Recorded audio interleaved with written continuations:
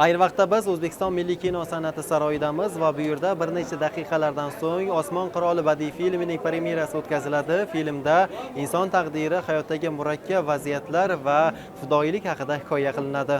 Bu mana shu Osmon va falaklarda filmining ikkinchi qismi Osmon qiroli deb nomlanadi. Ko'pchilik mendan so'rashdiki, shu filmning davomimi?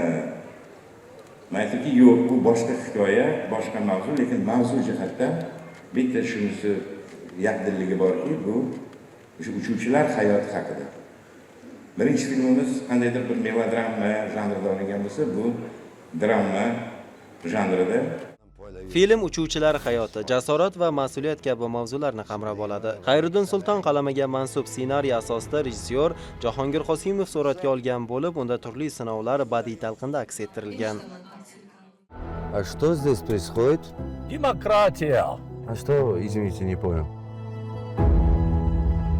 Ваша фамилия Бадалов? Да, Бадалов, Баба Мухаммад Рахим. Я из Самарканда, летчик. Вы не видели Шамшетова? Знаете, поезжайте в Ташкент.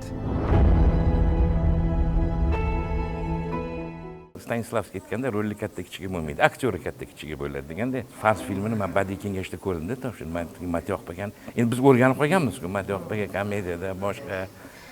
Keyin buni ko'rdimda, men aytdim, mana shu ko'z kerak menga, mana shu odam kerak edim, o'zi gavda jihatdan katta, lekin ko'zi boshqasi, ichidagi chuqur ma'nosi, umuman gapi yo'q. Ikkita gapi bor xolos. Juda ko'p eshitamiz bizga, ta'na toshlarga otiladi.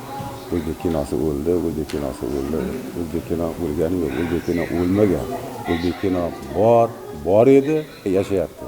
Mana bugun o'sha ajoyib film. Rol kattami, kichikmi, aktyori chaqlab boradi. Agar u baquvvat dramaturgiya qilgan bo'lsa, baquvvat rejissyor oladigan bo'lsa, odam bilasiz, boshiga o'rguncha ilm o'rganish kerak. Bizni ilm o'rganish uchun mana shu filmdan filmga ilm o'rganamiz. Filmdan filmga chaqlanamiz. Film voqealari mustaqillik arafasidagi murakkab davr fonida kechadi. Asar markazida yosh uchuvchi Badalov hamda ziddiyatli shaxs Shamshetov o'rtasidagi voqealar tasvirlangan. Bu film mavzu o'ziga xos, ya'ni aviatsiya sohasi bo'yicha hali filmlar juda ham kam ishlangan edi. Ya'ni bundagi qahramonlar hayotda bor qahramonlar. Yozuvchi bularni ko'rgan, bilgan, ularning hayotidan olgan holda, demak, adabiy ssenariyga tushirilgan va bu ekranlashtirildi. Yoshlarga orzu qilgan maqsadiga erishmaguncha harakat qilsa, albatta orzusiga erishadi degan g'oyani mani qahramonim bo'yicha ilgari surilgan. Ya'ni bir qishloqdan chiqqan yigit shu aviatsiyonda o'qib, Kiyevda O'zbekistonga havo yo'llariga ishga kirib, qisqa muddat ichida ikkinchi uchuvchi, ya'ni o'sha yerdan Shamshetov ismli Karim Mirxodiyev jonlantirgan odamni qidirib, ularni topib, qayta topib, qidirib topgandan keyin ular bilan baravarga ustoz shogirdlik qilib, osmonda uchib, nima deydi, maqsadiga yetishgan bir yigit meni personajim bo'yicha. Film 9 oy davomida Minsk va Toshkent shaharlarida suratga olingan. Kartinaning davomiyligi 1 soat 18 daqiqani tashkil etadi. Namoyish yakunida tomoshabinlar film mazmuni va aktyorlar ijrosiga ijobiy munosabat bildirishdi. Taassurotlarimiz juda ham zo'r. Oilaviy keldik, juda ham oilaviy ko'radigan juda ham chiroyli film bo'libdi. Kutmagandim to'g'risi bunaqa taassurotni. Bunaqa filmlar ko'p ishlanishini xohlardik. Bizga juda ham film yoqdi. Maza qilib tomosha qildik filmni. Qanday qilib 1 soat o'tib ketganini bilmay ham qoldik. Do'stlarimiz bilan birga kelgandik. Juda ham zo'r kino ishlashibdi.